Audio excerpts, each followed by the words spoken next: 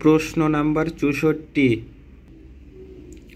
শারঈ রুকিয়া বা ঝাড়ফুঁক কাকে বলে ও তার বিধান কি?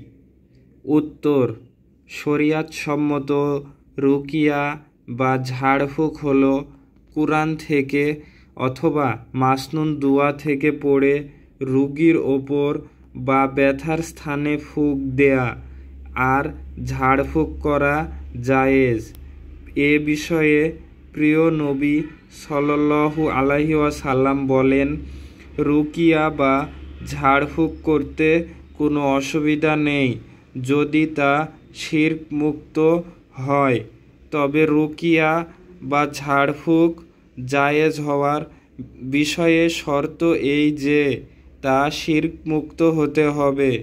এ বিশ্বাস রাখবে যে ঝাড়ফুঁকের নিজস্ব কোনো প্রভাব নেই, বরং তা একটি উপকরণ মাত্র। উপকার অপকার আল্লাহ তাআলার হাতে।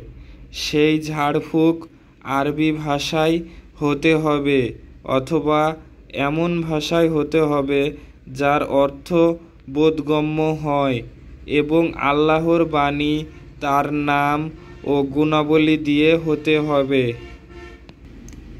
উত্তরের 18 নম্বর ব্যাখ্যাটি হল, মুসলিম হাদিস 2200, আবু দাউদ হাদিস 3886, আস-সহিহ হাদিস 1066।